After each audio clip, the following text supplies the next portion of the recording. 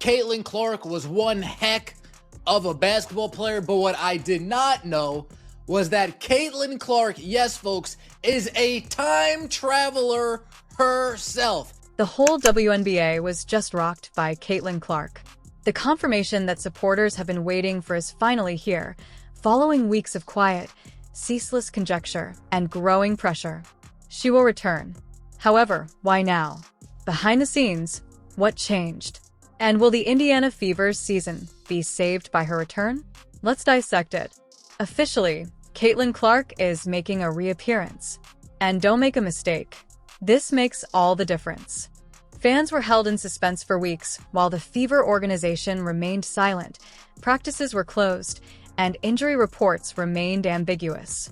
However, the whole WNBA landscape abruptly changed overnight with the confirmation.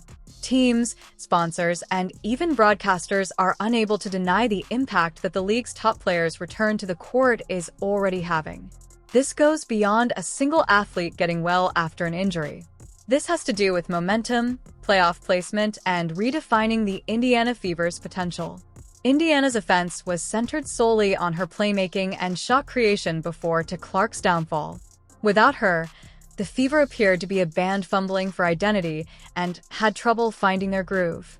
However, the whole vibe of the franchise feels different now that Clark is getting ready to make a comeback. This is the major query that everyone has. Is she prepared to return with all her might? This is the reason this moment is so strong.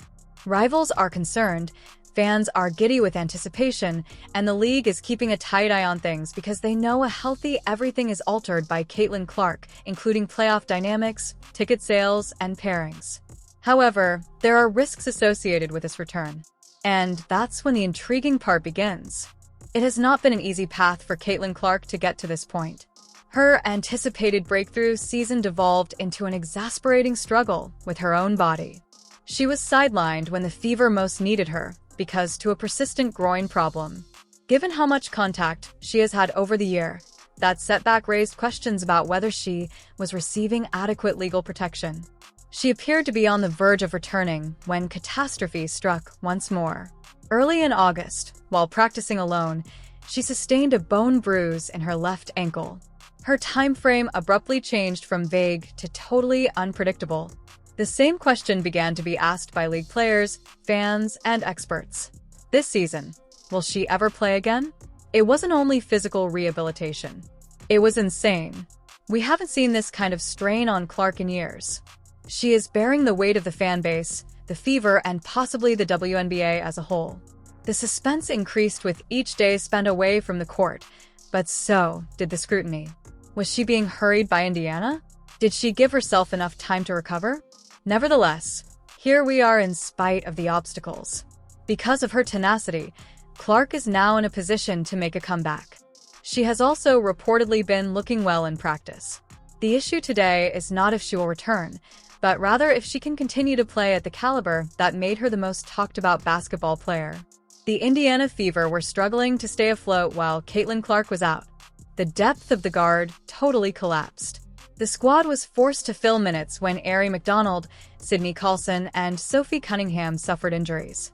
Indiana found it difficult to produce a steady offense without Clark's scoring and playmaking, and they were outmatched by top teams. However, this is what's noteworthy. The Fever persisted. To keep the season going, players like Nalissa Smith and Kelsey Mitchell came through with unexpected victories. They have been playing with passion and scrounging for every possession. However, it hasn't been sufficient to put them in a real playoff race. Clark's comeback therefore signifies more than merely having a top player play again. The goal is to bring equilibrium back to a roster that has been overworked. Without her, Indiana has been struggling, but now that their center is back, they have an opportunity to reinvent their attacking style. This is the truth. The Fever's aspirations of making the playoffs are in shambles. As of yet, they have no power over their own fate. However, that may quickly change now that Clark is back in the lineup. From now on, every possession counts. And each victory might be the difference between this club watching from home or sneaking into the playoffs. Can a late-season turnaround be sparked by Clark's return then? Indiana is taking that risk, and it will result in one of the most exciting basketball games of the year. The squad changes are evidence that the Fever are getting ready for Caitlin Clark's comeback. Kira Lambert was recently cut by Indiana after agreeing to a 7-day deal that was intended to stabilize the guard rotation. She was waived after only 4 seconds of play in one game. The league was taken aback by that decision, but upon closer inspection, it makes sense. Lambert was not brought in by the Fever with the intention of using her as a long-term fix. She signed in order to buy time, maintaining rotations until Clark was prepared. One thing is clear from Lambert's early termination, though. Indiana thinks Clark will soon return. Conversely, Odyssey Sims has merited a larger role. The seasoned guard demonstrated her worth as someone who can steady the backcourt and ease Clark back into action by playing 42 minutes in a recent game. Sims is insurance, a seasoned presence who can manage pressure when Clark isn't on the court, and more than simply a stopgap. This roster change suggests a calculated approach in every way. Indiana is not in a panic. As soon as Clark returns, they're setting themselves up for maximum flexibility. Indiana's front management is aware that every position on the depth chart counts, with 9 games remaining. If you read between the lines, you'll see that this action was planned out rather than impulsive. The roster should be set to maximize Caitlin Clark's effect as soon as she returns to the court, as the Fever are ready to give her back the keys. What is the precise date of Caitlin Clark's return? The million-dollar question is that. The Seattle Storm game is highlighted as a possible return date, and the most likely time frame is between August 22nd and August 26th, based on insider sources and club schedule. Everything appears to be in perfect alignment. After their final game, the Fever take a long vacation, which allows Clark more time to get more fit without missing any important games. Clark has reportedly been taking part in full contact drills, which are often the last phase before a player is cleared for game involvement, according to coach Stephanie White's hints. However, this schedule is subject to change. It's difficult to recover from a bone bruise, and the Fever don't want to put her in danger of suffering a relapse by hastening her return.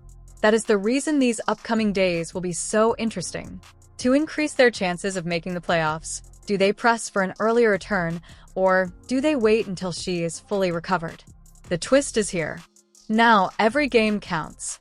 The Fever need Clark as soon as possible since they are running out of time to move into the postseason. However, one mistake might ruin everything for her and the group. Everything suggests late August. Fans will have to wait until the Fever makes it official, though. One thing is definite whenever it occurs. From the first tip, Clark's first game back will feel like a playoff game. This comeback for Caitlin Clark goes beyond simply playing again. The goal is to safeguard her future. Although she has previously demonstrated that she is among the WNBA's most explosive offensive players, the risk-reward ratio is quite favorable in this situation. Her professional path may be impacted if she returns too soon and aggravates the ailment. However, Indiana's season can end before she even sets foot on the floor again if she waits too long. She is currently walking that tightrope. Her legacy is another aspect of this period. Clark is not your typical youthful celebrity. She represents a franchise and, in many respects, the WNBA. Her actions are exaggerated in every way. Each game is analyzed, and this return is no exception. After missing a lot of time, fans expect her to take up where she left off right away, but that's easier said than done. Her rhythm, fitness, and camaraderie with teammates will all be put to the test right away. Nevertheless, Clark does well under duress. We've witnessed it previously, like as during her most recent return when she made a 32.7 three-pointer explosion against the Liberty. Now, the question is straightforward. Is she able to repeat it? The Fever season isn't the only thing at stake here. It's about demonstrating once more that Caitlin Clark is the league's best person to bear the burden of expectations. Art the return of Caitlin Clark benefits more than just the Fever. It completely upsets the WNBA's equilibrium. Her presence affects national coverage of every game she plays, alters the dynamics of the playoffs, and compels opposition defenses to adapt. Let's take a moment to discuss numbers. This season, Clark leads the team in assists, 8.8, and points, 16.5. She almost always attracts double teams, giving her teammates wide looks and boosting the offense as a whole. Indiana has had trouble scoring 75 points a game without her. That number rises dramatically with her. But basketball isn't the only thing involved. Everywhere Clark performs, attendance soars. In order to show heated contests during prime time, broadcasters modify their schedules. Because they are aware that she increases engagement more than anybody else in the league at the moment, sponsors boost their investment. Her comeback is therefore being seen as a league-wide occasion. Caitlin Clark has been a major factor in the WNBA's record-breaking viewership this season.